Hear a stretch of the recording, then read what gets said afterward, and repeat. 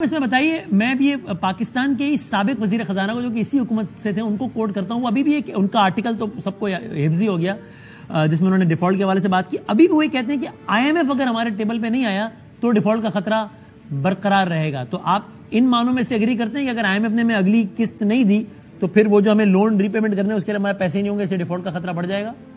وسیم صاحب، میں اس سے اگری نہیں کرتا ہوں اور میں یہی بتا رہا تھا آپ کو. اگر میرا جواب سن لیتے تو آپ کو اس کا جواب بھی مل جاتا. دیکھیے، $9 بلین کے ہمارے بانڈ کے حوالے سے قرضہ جات ہیں. میں نے آپ کو بتایا کہ دسمبر کی 5 تاریخ کو جو بانڈ میچور ہوا تھا اس کی 100% پیمنٹ ہو گئی. اب سن 2023 جو ہے، جو کیلنڈر 2023 ہے، اس میں پاکستان کا کوئی بھی بانڈ میچور نہیں ہو رہا. تو اگر میچور نہیں ہو رہا تو ڈیفالٹ کا تو سوال ہی نہیں پیدا ہوتا. جو نیکسٹ بانڈ کی میچورٹی ہے وہ 15 اپریل سن 2024 کی ہے. اب سمجھیے کہ تقریباً 16 مہینے کے بعد، اب وہ 16 مہینے کے بعد وہ جو $1 بلین کا بانڈ ہے اس کی پیمنٹ ہوگی یا نہیں ہوگی، اس ٹو ارلی ٹو سے.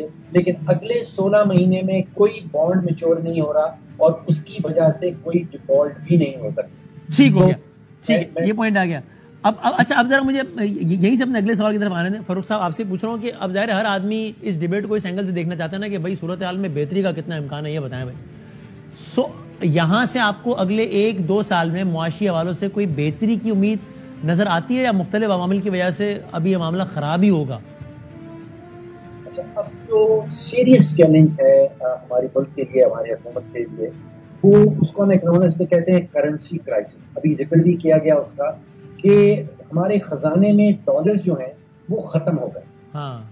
پاکستان جیسا ملک جس کا انحصار امپورٹس کے اوپر بے تحاشا ہے. اب سوچئے کہ گندم بھی امپورٹ کرنی ہے، کپاس امپورٹ کرنی ہے، ہم تیل امپورٹ کرتے ہیں، پیٹرول، ڈیزل، کھانے بنانے کا تیل بھی ہوتا ہے، کوئلہ امپورٹ کرتے ہیں، LNG قطر سے آتی ہے، ادویات تک امپورٹ ہوتی ہیں.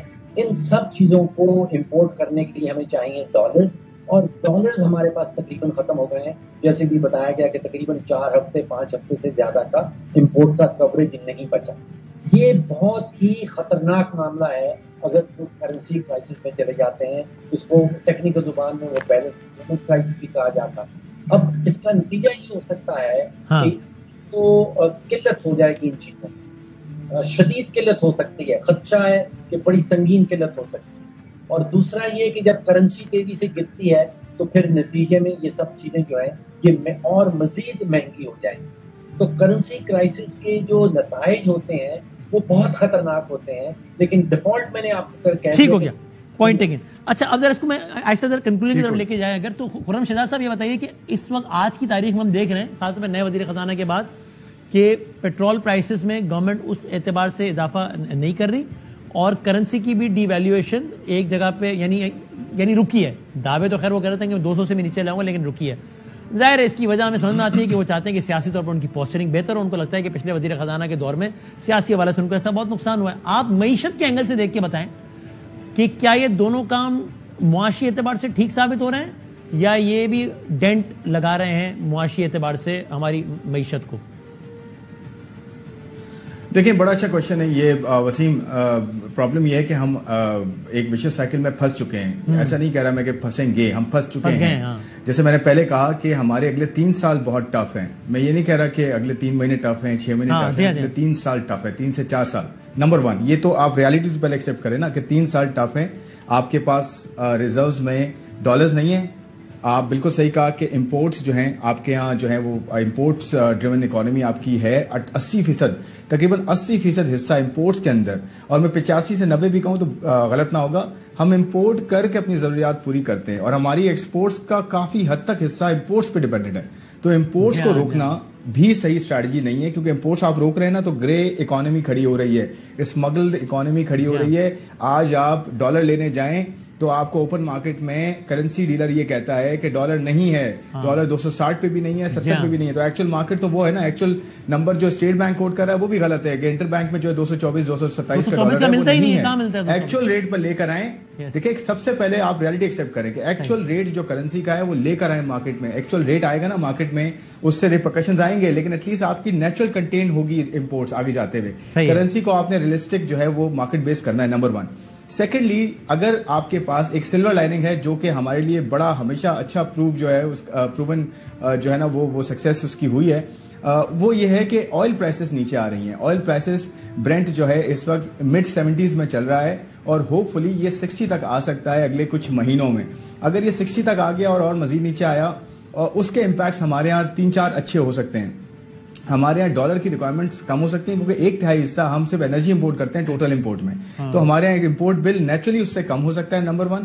سیکنڈلی مہنگائی میں کمی آ سکتی ہے، ایک عام آدمی کو ریلیف مل سکتا ہے. آگے جاتے ہوئے تھوڑا بہت پاس آن کریں، اگر سارا نہیں، کیونکہ سارا اس لیے نہیں کر سکتے، IMF اوپر بیٹھا ہوا ہے، فلڈز آ چکے ہیں، آپ کو فسکل ڈیفیسٹ زیادہ ہو چکا ہے، تو آپ کو کنٹین کر کے ٹیکسز کو ٹارگیٹس پورے کرنے تاکہ IMF کی کنڈیشنز بھی پوری ہوں ساتھ ساتھ. بڑا ڈیلیکیٹ ایک بیلنس آپ کو لے کے چلنا ہے. اور سب سے بڑی بات زبیر صاحب نے ایک بات کی، مودی والا صاحب نے، کہ پلان دینا بڑا ضروری ہے. پلان نہیں ہوتا نا آپ کے پاس، لینڈرز دیکھتے ہیں پلان کیا ہے، آپ کے بائلیٹرل بھی دیکھیں گے پلان کیا ہے. فاروق صاحب نے بالکل صحیح بات کی کہ ہمارے یہاں جو ہے نا بانڈ کی جو پیمنٹس کم ہے، لیکن ہم چھوٹے چھوٹے ڈیفالٹس تو کر رہے ہیں نا. LCs پہ پیمنٹس ہم نہیں کرنے دے رہے، کسی کو ڈالرز نہیں ہم دے رہے، تو چھوٹے چھوٹے ڈیفالٹس ہیں. آپ MNCs کو، ملٹی نیشنل کمپنیز کو باہر اگر ہم نہیں پیسہ لے کے جانے دے رہے تو وہ جو ڈیفالٹ ہی ہوا نا ایک طرح سے. ڈالرز کی ایک ایگزامپل میں نے کوٹ کر دی، فارماسیوٹیکل انڈسٹری والے کہہ رہے ہیں بھائی ہمارا 90% اکوپمنٹ باہر سے آتا ہے بھائی میڈیکل کا، وہ LC نہیں کھول رہا ہے اسٹیٹ بینک، تو ہم کیا کریں گے؟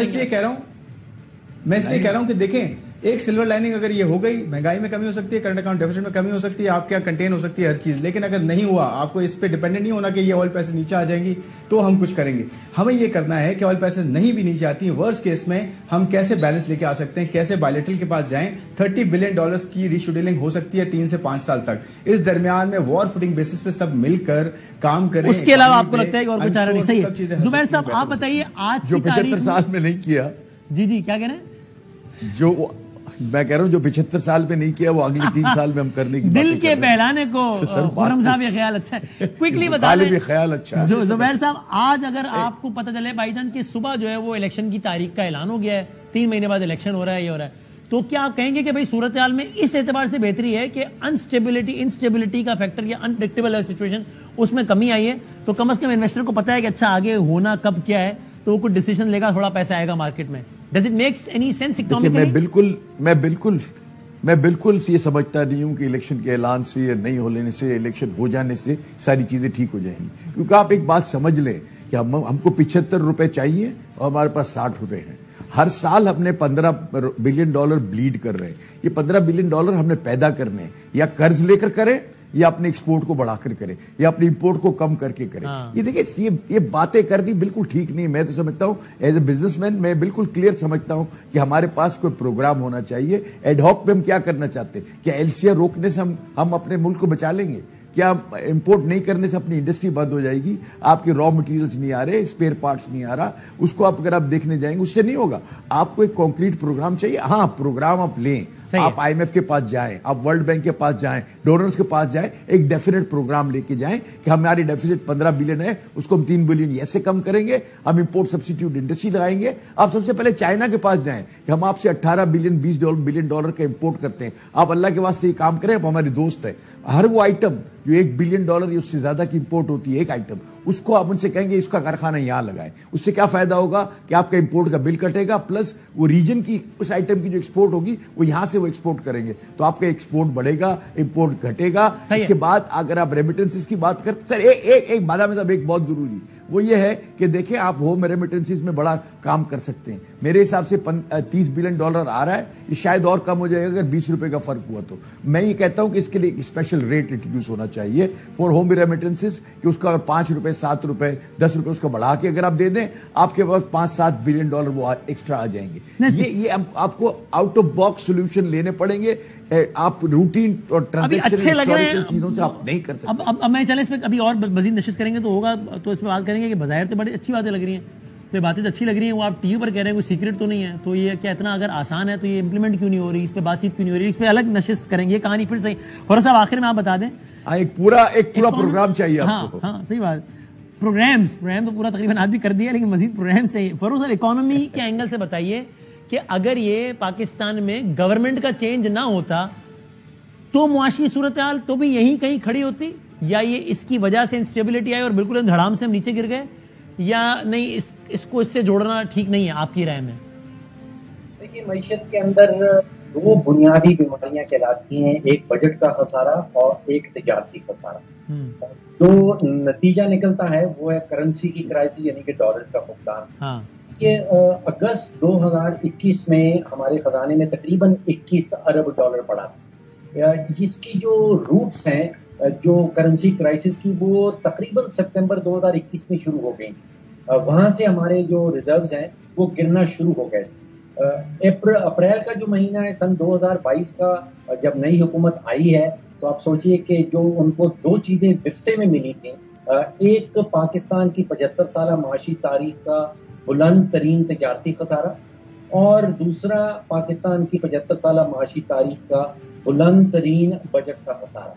یہ دو معاشی بیماریاں جو ہیں باقی 100 اور معاشی بیماریوں کو جنم دیتی ہیں. آپ سمجھیے کہ ان کی اولاد ہوتی ہے دوسری بیماریاں. تو اس کے جو روٹس ہیں جس کو ہم ٹرینڈ کہتے ہیں یا آپ اس کو بنیاد کہنا چاہیں تو وہ بیماریاں جو ہیں وہ تقریباً 2021 کے آخری کوارٹر میں شروع ہو چکی ہیں. جو نتائج ہم ابھی دیکھ رہے ہیں ان کی روٹس جو ہیں دے گو بیک ٹو 2021. صحیح ہے. So it may be a combination of many things. بہت شکریہ.